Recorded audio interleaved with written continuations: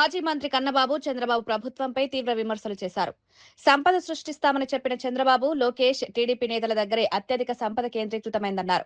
రాష్ట్రంలో అభివృద్ధి కంటే వ్యక్తిగత ప్రయోజనాలకు ప్రాధాన్యమిస్తున్నారని ఆరోపించారు. పాలనలో అన్ని రంగాలను నిర్లక్ష్యం చేశారని విమర్శించారు.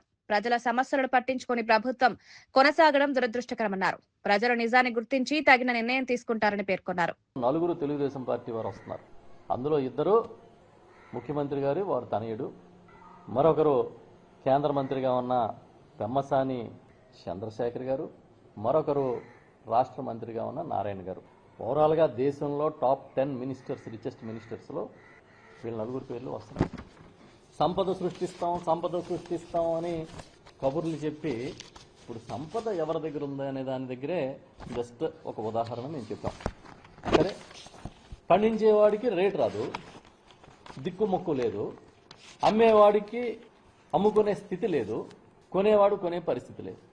ఈ రాష్ట్రంలో వంట నూనెల ధరలు అమాంతంగా పెరిగిపోయినాయి. కేజీకి 40 రూపాయలు యావరేజ్ని పెరిగింది.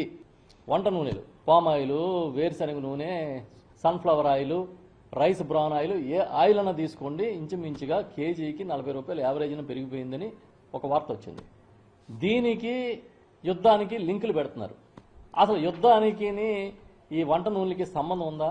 ఇరాన్, ఇజ్రాయెల్, అమెరికా యుద్ధానికి ఈ గల్ఫ్లో జరుగుతున్న పరిణామాలకి అక్కడెక్కడి నుంచన్నా మనకి దిగుమతి అవుతుందా ఆయిల్, తినే ఆయిల్? పోనీ ఏదో ఆ క్రూడ్ ఆయిల్ సంక్షోభం వస్తుంది, గ్యాస్ సంక్షోభం వస్తుందంటే ఓకే, ఆ దేశాలని ద్వారా సప్లై రావాలి కాబట్టి కష్టాల్లో ఉన్నాం, ఆ యుద్ధం ఎఫెక్ట్ మనకే వస్తుందేమో అని అనుకోవచ్చు. మరి వంట నూనెల ధరలు ఎందుకు పెరిగినాయి అనేది ప్రభుత్వానికి చీమ కుట్టినట్టనే ఉందా? 40 రూపాయలు 15 రోజుల్లో పెరిగిపోతే ఒక పక్క పండగలు, ఉగాది, రంజాన్ లాంటి పండగలు, ఇంకో పక్క శ్రీరామనవమి, ఇది దాటితే పెళ్లిళ్ళ సీజను. మరి మీరు వినియోగదారులను కూడా గాలికి వదిలేసినట్టే కదా.